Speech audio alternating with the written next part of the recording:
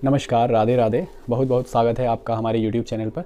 आज हम बात करने वाले हैं बहुत ही इंपॉर्टेंट टॉपिक के ऊपर, जिसका नाम है एब्डोमिनल ब्रीदिंग और डायफ्राम ब्रीदिंग और बेली ब्रीदिंग।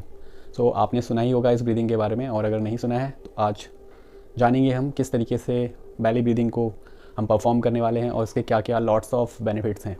तो सबसे पहले हम बात करते हैं इसके बेनिफिट्स के बारे में। तो इसके बहुत सारे बेनिफिट्स आपको देखने को मिलेंगे। जो हमारा नेचुरल जो ब्रीदिंग का सिस्टम होता है वो बेली ब्रीदिंग ही होता है, लेकिन आजकल की जो भाग दौड़ भरी ज़िंदगी है उसमें हम अपने नेचुरल ब्रीदिंग सिस्टम को भूल चुके हैं और हम तेज़ी से सांसें ले रहे हैं और छोड़ रहे हैं, जिससे हमारा जो सारा सिस्टम है शरीर का वो बिगड़ता जा रहा है। हम स्ट्रेस में आते जा रहे हैं और हमारा जो बीपी है अप एंड डाउन वो चलता रहता है, कभी अप कभी डाउन, वो बैलेंस नहीं रहता है। हमारा नर्वस सिस्टम, हमारा इम्यून सिस्टम, सब कुछ धीरे धीरे बिगड़ता जा रहा है। तो सिर्फ एक टेक्निक्स के ज़रिए उसको हम अगर ठीक कर लें तो हमारा जो शरीर का जितने भी प्रॉब्लम्स हैं, इम्बैलेंस है, वो ठीक हो सकता है। हार्मोनल इम्बैलेंस अच्छा हो सकता है, हमारा ब्लड का जो प्रेशर है वो नॉर्मल हो सकता है, हमारा इम्यून सिस्टम जो है वो स्ट्रॉन्ग हो सकता है, हमारा जो कॉन्फिडेंस लेवल है वो अप हो सकता है, बूस्ट हो सकता है। तो बहुत सारे इसके लॉट्स ऑफ हमारे जो बेनिफिट्स इससे मिलने वाले हैं और आप इसके ज़रिए अपने शरीर को एकदम रिलैक्स कर सकते हैं। आपका स्ट्रेस लेवल, डिप्रेशन, उसमें आपको आराम मिलेगा। वो आपका डिप्रेशन जो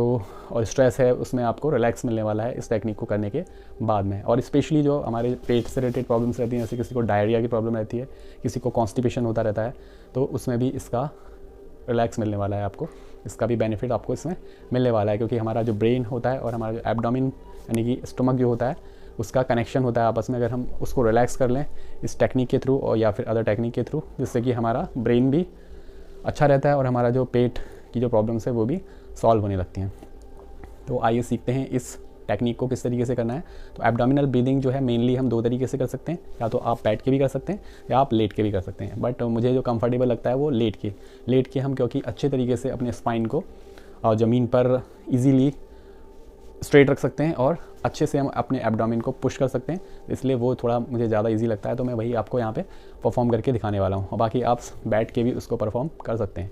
बट इसको स्टार्ट करने से पहले सबसे पहले हम जानते हैं कि जो योग है उसमें एक सूत्र है, जो योगः चित्ति वृत्ति निरोधः, यानी योग जो होता है, योग से हमारी जो चित्त की वृत्तियाँ हैं वो क्या होती हैं, शांत होती हैं। तो अगर हम यहाँ पर एब्डोमिनल ब्रीदिंग करते हैं या फिर कोई भी ब्रीदिंग टेक्निक जहाँ पर हम अपनी सांसों पर ध्यान दे रहे हैं, तो वहाँ पर क्या होता है, हमारा जो मन होता है, हमारा जो चित्त होता है वो शांत होता रहता है, और जिससे हम योग की अवस्था में जाने लगते हैं। क्योंकि हमारा जो अल्टीमेट गोल है वो शरीर का आनंद की प्राप्ति करना है, और वो कैसे हम आनंद को प्राप्त कर सकते हैं, जब हमारा जो चित्त है वो शांत होगा। तो उसी क्रम में आगे बढ़ते हुए हम जानते हैं एक और सूत्र के बारे में जो योग में लिखा हुआ है, चले वाते चले चित्ते निश्चल निश्चल भवेत। इसका अर्थ ये हुआ कि जो हमारी सांसें हैं, जो हमारे शरीर की जो वायु है, जिस तरीके से वो चलेगी, अगर वायु तेज़ चल रही है और अनबैलेंस है तो हमारा जो मन है, हमारा जो चित्त है वो भी क्या होगा, अनबैलेंस होगा, तेज़ भागेगा, जिससे हम आनंद की प्राप्ति नहीं कर पाएंगे और हमारे शरीर में तरह तरह की जो बीमारियां हैं, जो प्रॉब्लम्स हैं वो होती रहेंगी, हम अनबैलेंस हो जाएंगे। इसलिए जो हमारा शरीर है उसमें जो वायु है, उसमें जो हम सांस ले रहे हैं, ऑक्सीजन है, उसको हमें क्या करना है, बैलेंस करना है। उसको जितना हम लंबा और गहरा लेंगे उतना ज़्यादा जो हमारा मन है वो शांत रहेगा, उतना ज़्यादा डीप गहराई में शांति को हम अनुभव कर पाएंगे, हम अच्छा फील करेंगे। क्योंकि अगर एक बार हमारा मन अच्छा हो जाए, हम मन से अगर प्रसन्न हैं, तो हमारा जो शरीर है वो भी अच्छा होता है। तो दोनों का हमारा कनेक्शन होता है, इसीलिए इस ब्रीदिंग को सीखना हमारे लिए बहुत ही ज़्यादा लाभकारी सिद्ध होगा। तो आप भी इस ब्रीदिंग को सीखिए और अप्लाई करिए। स्टार्टिंग में हो सकता है थोड़ा सा आपको अनकंफर्टेबल फील हो, बट जैसे जैसे आप उसको सीख लेते हैं, डेली प्रैक्टिस में लाते हैं, तो रेगुलर फिर वो आपको उसकी प्रैक्टिस नहीं करनी पड़ती, वो ऑटोमेटिकली आप देखेंगे कि आप एब्डोमिनल ब्रीदिंग ही कर रहे हैं ऑल टाइम। चाहे आप खड़े हुए हैं, चाहे आप बैठे हैं, चाहे आप लेट रहे हैं, चाहे आप कुछ भी अपना नॉर्मल वर्क कर रहे हैं, वहाँ पर आपको देखने को मिलेगा कि आप लंबी और गहरी सांस ले रहे हैं। तो आइए शुरू करते हैं एब्डोमिनल ब्रीदिंग को। तो इसके लिए हम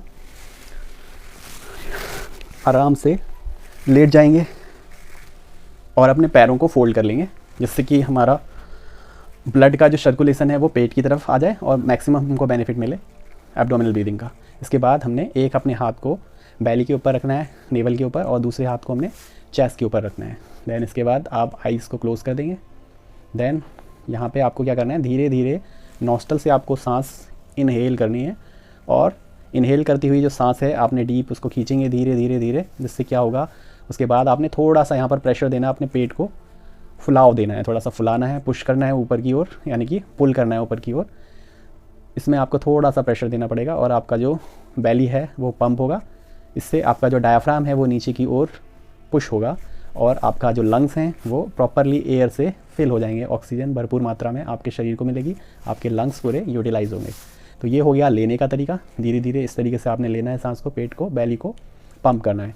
देन उसके बाद कुछ देर आप होल्ड कर सकते हैं अपने सांस को, 2 सेकेंड, 4-5 सेकेंड, 8 सेकेंड होल्ड करने के बाद में आपने धीरे धीरे अपने नॉस्ट्रल को ओपन करना है और धीरे धीरे सांस जो है आपने बाहर की ओर छोड़ते जाना है। वो ऑटोमेटिकली बाहर की ओर निकलती रहेगी। बस आपको ये ध्यान रखना है, वहाँ पे प्रेशर नहीं देना है, अपने बेली को प्रेशराइज नहीं करना है नीचे की तरफ। अपने आप जो है बेली डाउन साइड आता रहेगा और नॉस्ट्रल से जो सांस है वो एक सही तरीके से बाहर को निकलती रहेगी। ये ध्यान देना है कि वहाँ पर जो आपकी स्पीड है सांस बाहर छोड़ने की वो एक बैलेंस रहे।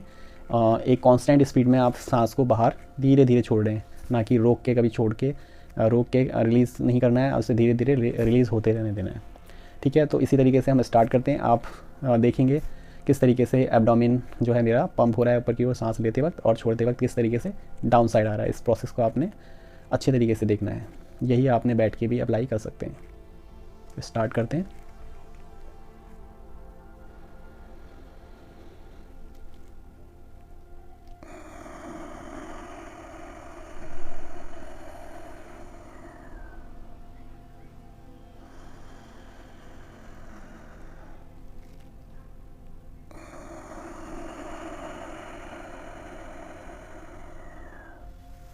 तो इस तरीके से आपने देखा कि जब मैं सांस ले रहा था तो मेरा जो बेली है ऊपर की ओर पंप हो रहा था, और जब मैं सांस छोड़ रहा था तो धीरे धीरे अपने आप ही मेरा जो हाथ है नीचे की ओर जा रहा था, बेली नीचे जा रहा था और धीरे धीरे सांस कांस्टेंट स्पीड में बाहर निकल रही थी। तो इस पर जो है हमारा जो फोकस है वो पूरा कहाँ रहेगा, हमारे सांसों पर। सांस लेने और छोड़ने पर हम कॉन्शियसली उसी पर हमें ध्यान देना है, जिससे इसका हमें बेनिफिट मिलेगा। तो अभी हमने सीखा लेट के किस तरीके से हम एब्डोमिनल ब्रीदिंग को करेंगे, और इसके बहुत सारे जो बेनिफिट्स हैं वो हमने जाने।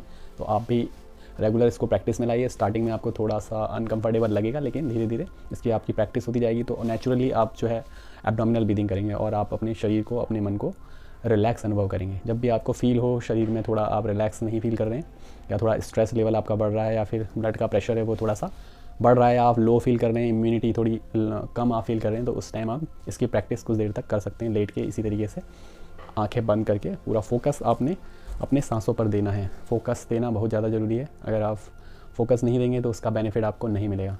जितना आप फोकस के साथ में पूरा कॉन्शियसली अपने शरीर को जानने की कोशिश करेंगे कि किस तरीके से हमारी सांसें नॉस्ट्रल से धीरे धीरे हमारे स्ट्रैक से होती हुई आ रही हैं और कैसे धीरे धीरे स्ट्रैक से होती हुई जा रही हैं, तो आप एक प्रेजेंट मूवमेंट में जीना सीख जाएंगे और उसका बेनिफिट आपको मिलेगा। आप स्ट्रेस को मैनेज कर पाएंगे और आपके शरीर को बहुत सारे बेनिफिट्स मिलने वाले हैं। तो आशा करता हूँ आपको वीडियो अच्छी लगी होगी। रोज़ इसकी प्रैक्टिस करिए और इसके बाद फिर हम आगे और चीज़ें सीखेंगे जो हमारे योगाभ्यास में और हमारी एक्सरसाइज करने के लिए बहुत ज़्यादा ज़रूरी हैं, जो हम एक बेसिक चीज़ें हैं जो हमें आना ही चाहिए। इसके बाद ही हमारी आगे की जो प्रैक्टिस है वो शुरू होगी, एडवांस प्रैक्टिस, इंटरमीडिएट प्रैक्टिस। उन सभी में हमारे पूरे लाइफ को जीने के लिए ये बेसिक चीज़ें हैं जो हमें जानना ज़रूरी हैं। मिलते हैं नेक्स्ट वीडियो में, तब तक के लिए धन्यवाद, नमस्कार, राधे राधे।